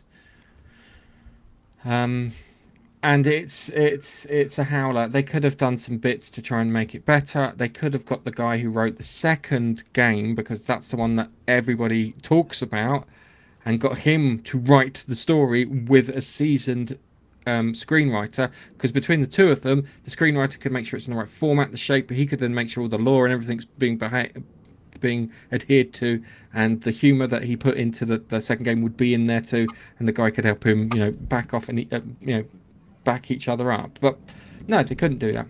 So we watched the film with my friend Carl, and as the cinema goes, and went, well, that was shit. The moment it finished, well, that was shit, wasn't it? I went, yeah, I thought it was. But the problem was, I thought it was going to be shit and entertaining. Now, when you come across something that was shit and entertaining, yeah, I warned you. I said I've been hearing that this is just bad. Yeah, like so Sharknado. Well, Sharknado shit and entertaining. Yes. The bit where the bit where in the, I think it's the second one, where the Exactly shark comes flying through and he gets swallowed by the shark and he cuts himself out with a chainsaw. That's fucking genius. Yeah, it's dumb as fuck, but enjoyable as anything. Hasn't one of those films got Steve Guttenberg in it? Isn't one of the Sharknado films? There's a lot of cameos. There is a lot of cameos. They filmed it's the Gutenberg. It's the Gutenberg. I can't remember if it was. Yeah, I think Lloyd Bridges is it? Not Lloyd Bridges. Christopher Lloyd is one of them. Oh, brilliant! So, yeah, it's just they just do like a one-day cameo thing. They turn up, and there's another one where I think they have a Sharknado event that kind of intersects with a red carpet event. So they got the celebrities on the red carpet, and the sharks are flying out. Yeah, it's just when I say it out loud, fuck me, does it sound dumb? Hey, that's what they make the trade-off of. I mean, you get dumb movies. Tremors was a dumb movie, which I adore. Tremors wasn't a dumb. I don't think Tremors was a dumb movie. Bit dumb. It's a bit dumb, but it's one of those movies that you enjoy. On the surface, it is shit, but it's a good shitty. I would say the Union. Okay, the Union is no Sharknado, but it is one of those kind of suspend your brain at the door and you'll have fun kind of things. The Sharknado films are a bit like that. Yeah, I was hoping that Borderlands would be just dumb fun, like the games are. The games are dumb fun, really. The trailer was very good, so I suspected it wasn't going to be a very good film. I heard they were doing a film and I thought, oh Christ. And I haven't even watched the trailer. I just thought I'd wait. You see, I think because you love games and you spend so much time playing those games, streaming services where they're making like TV series is a better format for them. I mean, what's his face proved that. What was it? Fallout proved that. Mm-hmm. And Fallout has been one of the most successful. Currently, one of the most successful sort of translations to the screen. It's done better than The Last of Us. Yeah, and all of us here watched it. My wife's never heard of Fallout game ever, and we all watched it, and we all really enjoyed it, and we're waiting for season 2. It even triggered my son, who has never played that type of game before, to actually play Fallout 4 all the way through to completion, and then want to do it a different route as well. And so that's an impact that a well-written series adapted from a game has, it should be able to captivate people who aren't normally into that sort of genre. But it should be able to captivate you with a good story. I think Assassin's Creed could make for a good TV series. Yeah, you could do it. I think if you did Assassin's Creed as a TV series, you should play on the fact that you've got the Animus thing where it's playing back memories and stuff, and it should start off and it should have titles and stuff where it's all kind of technological and stuff, but then it's back in the medieval times where you've got the first group of assassins ever. Yeah, because people who haven't watched it, when they find out that it's a person replaying genetic memories, that'll be a big fucking twist to them if they want to do it properly. So you could do that. I know there's an Assassin's Creed film. Michael Fassbender. I thought it would be pretty shit, so I didn't bother. Didn't put myself through it. No, it's not. Fassbender's okay, but it's not.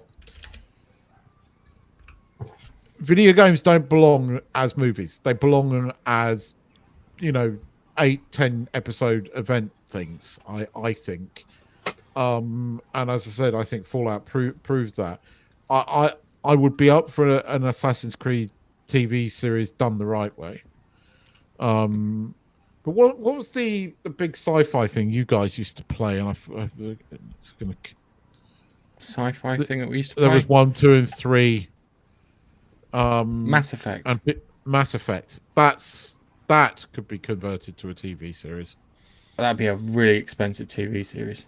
Well, look, Super you could spend 180 million on that piece of shit called The Acolyte, right? And you say it could be really expensive. Give it to the guys that made -1. There you go. Job done. Now, can you imagine if you handed 180 million quid or dollars to the people that made Godzilla -1? What the fuck they could do with that? Could you imagine? Yeah. So, yeah. Have you seen? But then again, you have to remember that they're really passionate about bloody Godzilla, so you have to find something else. It's finding passionate people about things. It's the production that they made. Nigel, have you seen -1? No. You should watch it. I don't know if your family will sit through it, but I think you might enjoy it. It's a good film. It's a really good film. What is it, Netflix or? Yes, it's on. Yeah, Netflix. it's on Netflix. Yeah, it's a good film. You'll like it. It's Japanese. It's in Japanese, so you'll have to watch it with subs. But it genuinely is a good story. For Christ's sake, it's not don't what watch you it. think. For Christ's sake, don't watch it. Don't watch with the it things. dubbed. The dubbing is bad, and the dubbing changes the end of the film. Yeah, you need to watch it in Japanese, with subtitles. And honestly, favorite film of last year. It is a really fucking good film. Godzilla -1. Yes. Yeah. Sorry, you just said -1, so I was just. Oh, sorry. Godzilla -1. But it's Godzilla is a supporting actor. Just put it that way.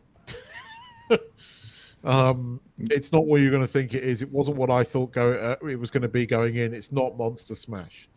It's genuinely a really good drama. Really, really good film. And it fucking had me crying like a little girl at the end of it. It was proper emotional.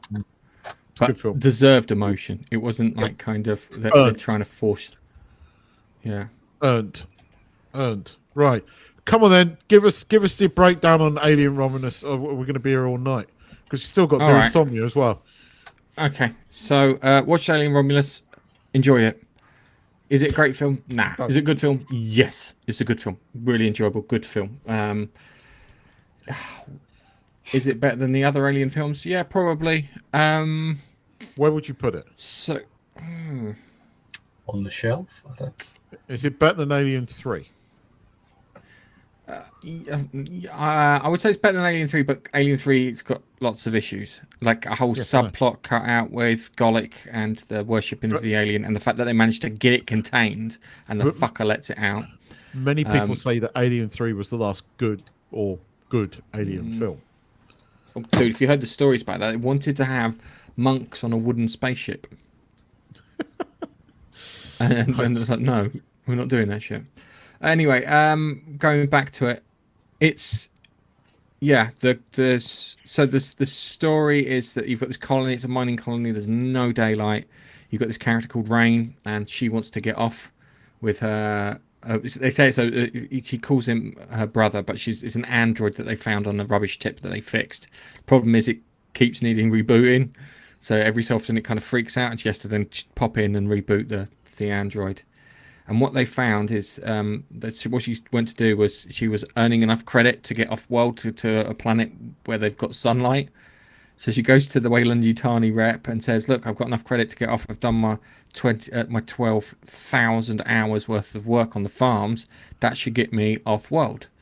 And the turn around goes, "No, it's been up now. It's 24,000 hours for you to get off world." And she went, "Oh fuck." Her friends who've got a spaceship have turned around, but they haven't got the cryo freezers.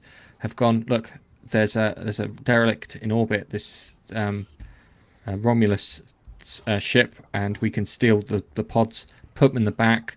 As long as everything's fueled up, we can do it. We'll need your brother because he's a Weyland-Yutani android. He'll be able to access all the systems.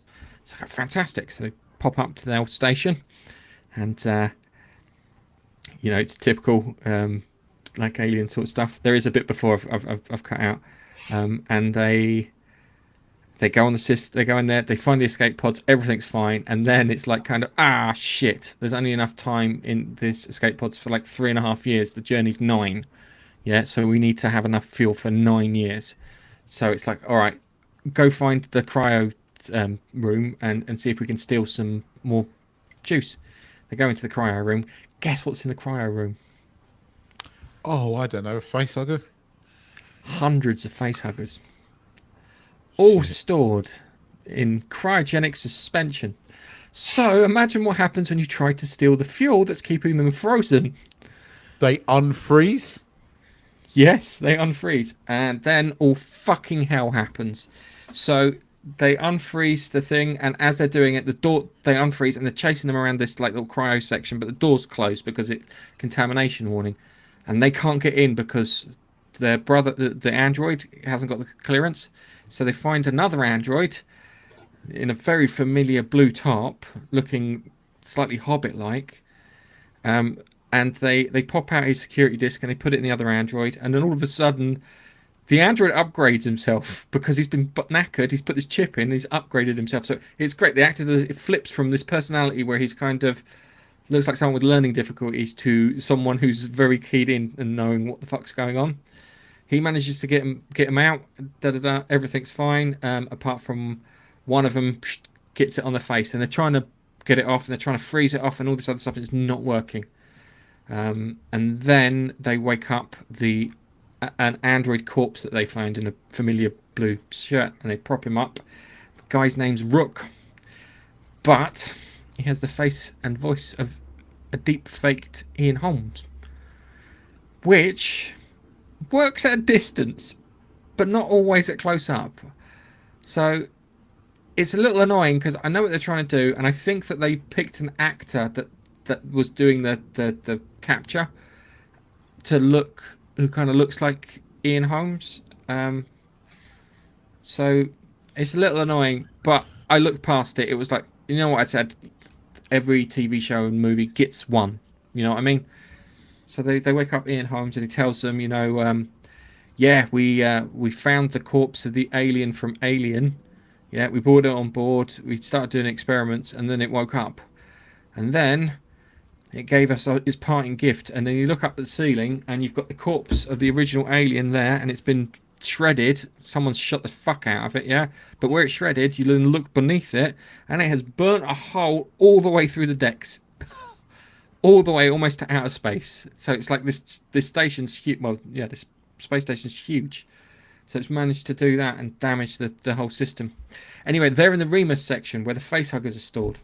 So then they have to get onto the other side. So their friend who gets facehugged, they manage to pull it off. And as they pull it off, the Ian Holmes android turns around and goes, "That was a little too easy."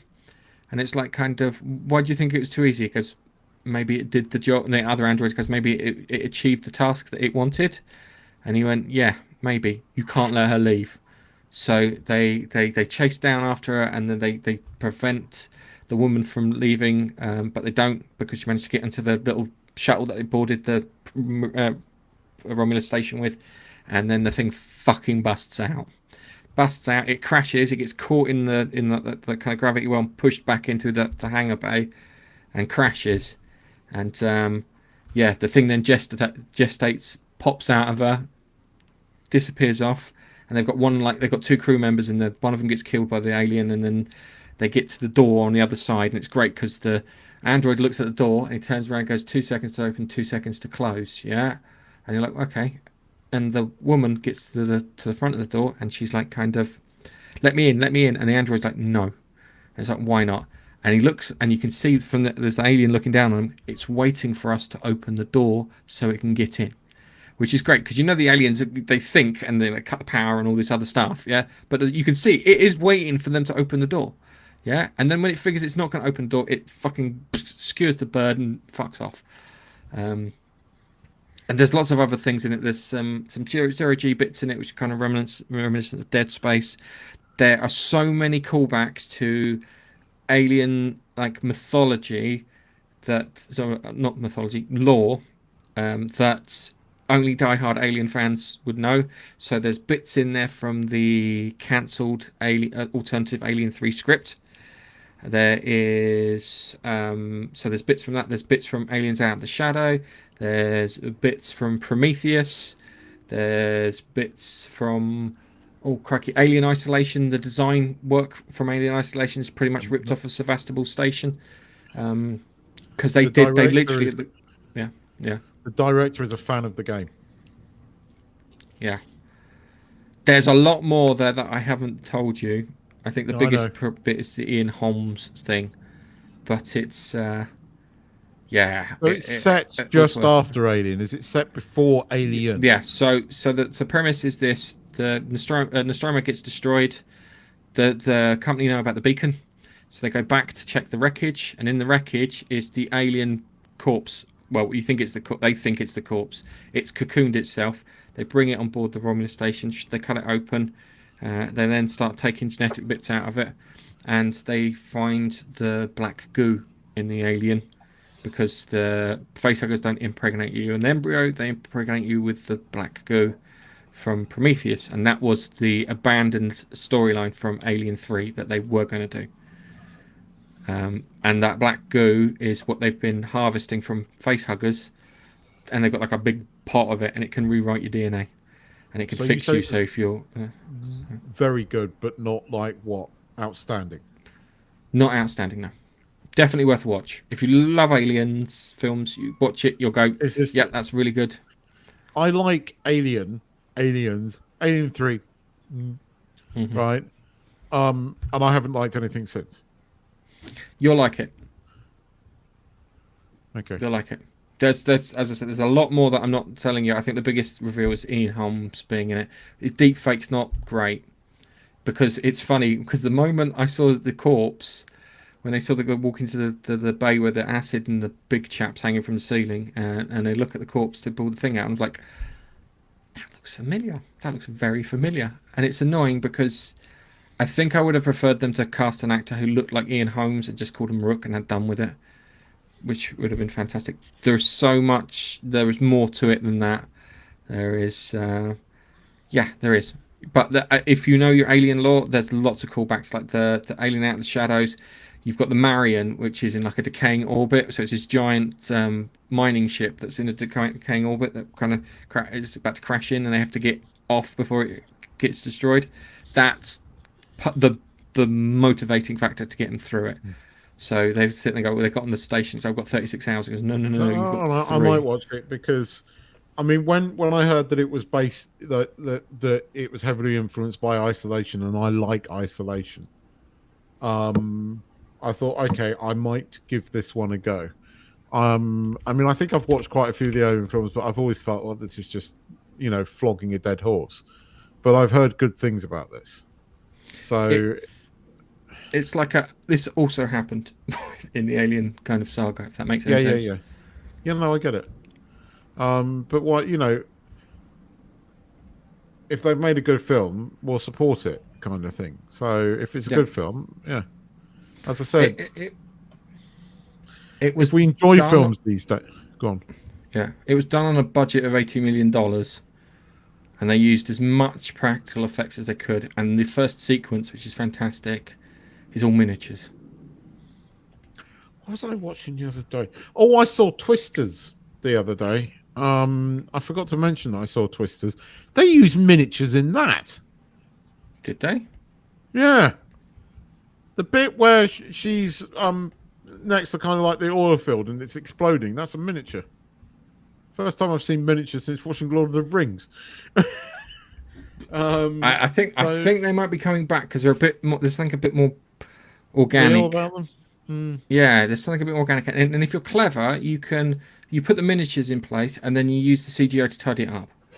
So if there's like a flaw in it, you just get the CGI and paint it out, and just have done with it. I think if you combine the two, you're onto a winner. So, okay, I will watch Alien Romulus then. I will watch it. Right, shall we finish off with talking about Insomnia? Okay. Because unlike Memento, I enjoyed this. But I gotta say, right, the opening scene, right, the opening credits bit, right, that's the same fucking scene that he uses in Interstellar when they're coming down on the cloud ice planet. It's the same fucking location, I think.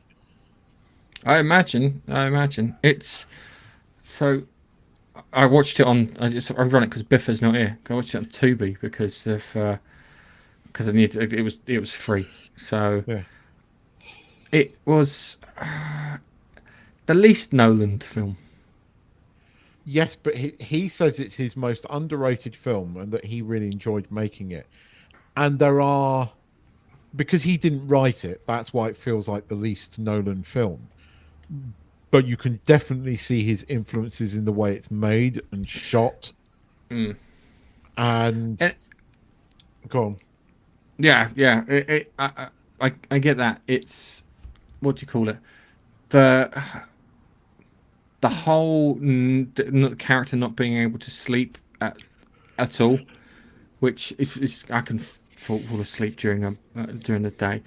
I always find a little I find a little odd because it's not, he can't sleep not because of the daylight, he can't sleep because he's fucking got a guilty conscience. Yeah, because the what's her name? Oh, she was the one that she was in the Lady Karate Kid.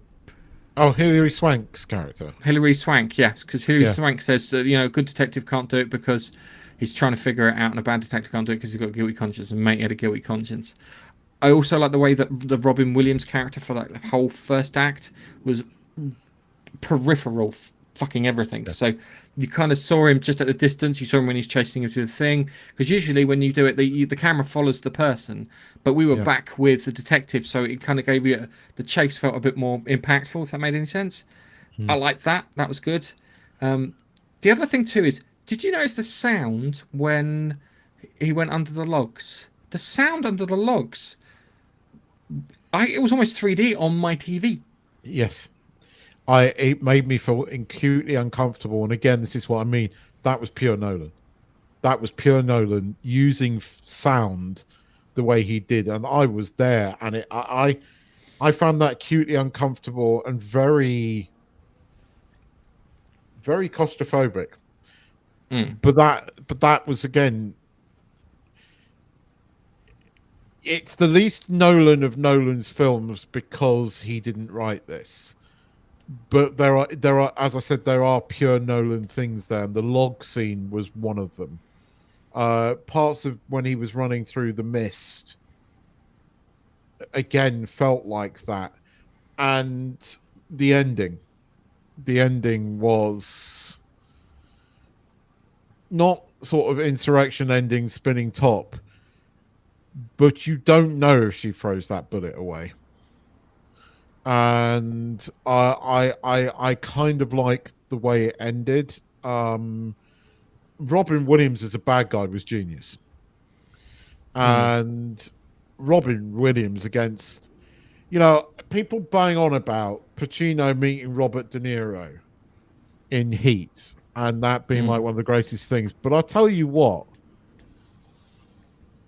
those scenes where Robin Williams, is basically admitting to the murder.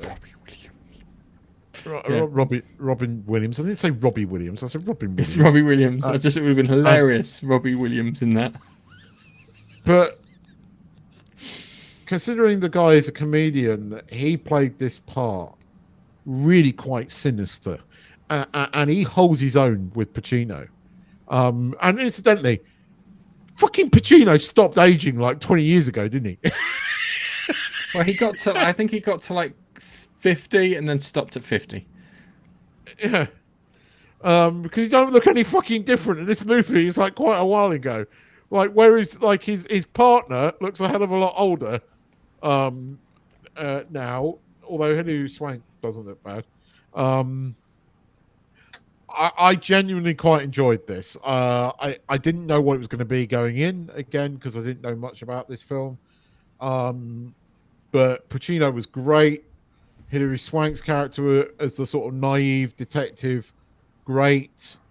I like the way the film ends. I'm not going to ruin it. I'm not going to say the ending, because if you haven't seen Insomnia, you should do it. You should see it. It's beautifully shot.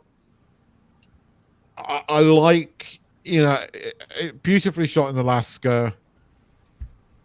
It was a good film, but it's not Nolan-esque in terms of the story. That's partly because the characters are quite well developed. But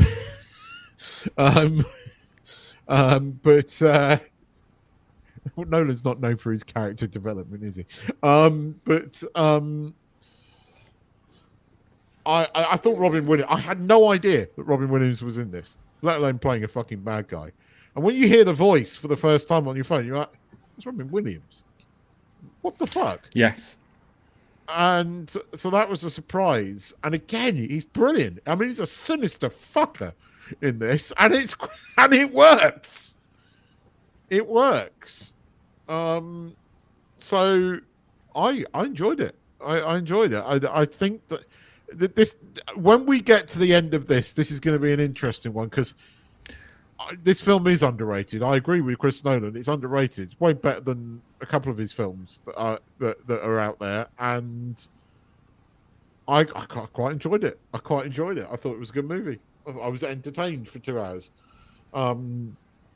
It's super serious drama, but it was quite good.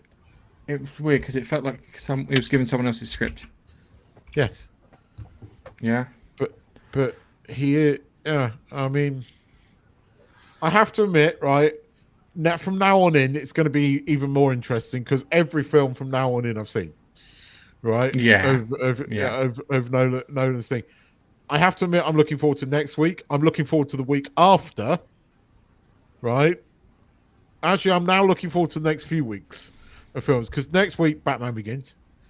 Then we've got The Prestige, which I haven't seen for ages, so I'm kind of looking. Yes. I'm looking forward to seeing that again. Then we've got The Dark Knight. Then we've got what's his face, Inception, which I'm again looking forward to. Then we've got the last of the Batman films, and then we've got Interstellar. Dark Knight Rises, Interstellar, which at the moment, Interstellar is my favourite Nolan film at the moment. I wonder if it is when we finish this. I'm worried, because the Dunkirk, I watched that, and it's like having a fucking anxiety attack the way that's set up. Yes. It is. Yes. And I remember just coming out at the cinema feeling really fucking tense. And then we end up on Oppenheimer, which is his character. It is his character piece, because I think where you've turned around and you've gone, he's not very good at his characters. I think it was like, no, I'm going to lean into the characters on this one. I want an Oscar. So yes. Yeah. It's, I think I mean, again, Pacino. I've never seen Pacino take on a role quite like this, and he played it well. He was convincing. As I said, what was interesting about this film is you had two great actors taking on roles that they don't normally take on. I mean, yeah, Pacino plays moody cops, but he's never played a moody cop quite this way, quite this vulnerable. Yeah, it is weird because you've got the dynamic between him and Robin Williams, and which is brilliant. They're both trying to get the one over on each other, and he puts the gun in the air conditioning unit, and then Matey then takes the gun and puts it in the kid's oil pot to hide from the police, and he gets the tape recording too, which is because he did. I believe he accidentally shot his mate. Yeah, and so does she. And I think he accidentally shot him. I think the insomnia was... he accidentally shot him, but the guilt... But at the end of the film, I don't think his character believes that he accidentally shot him. No, he doesn't. I think the character is just confused as fuck at the end of that film because I haven't had enough sleep, blah, blah, blah.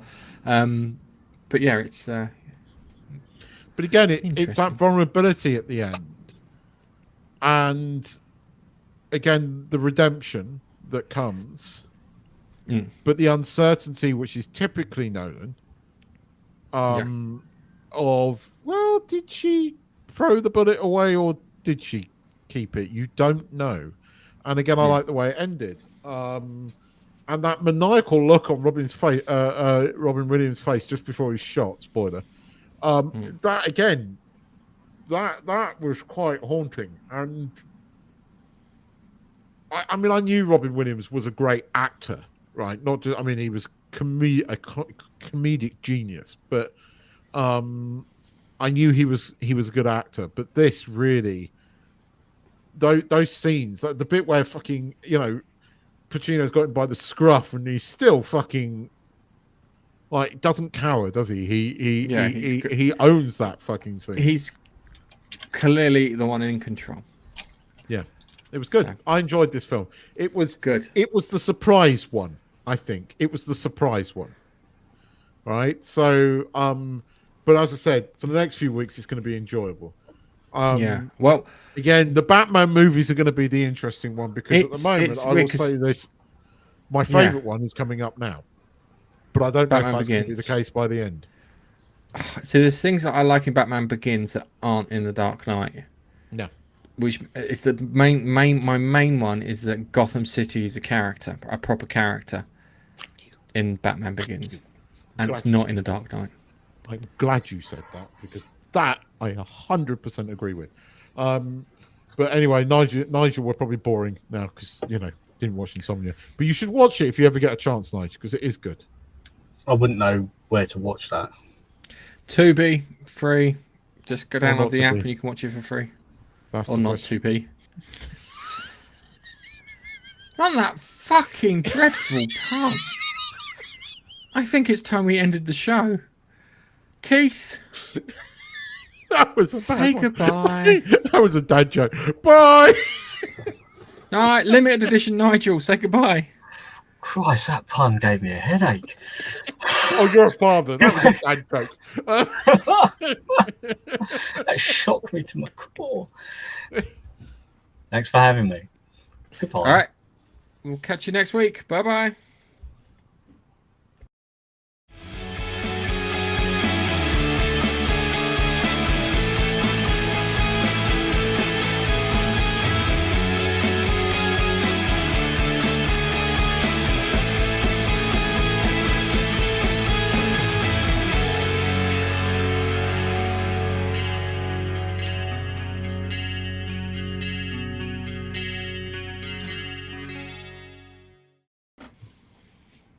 Woohoo!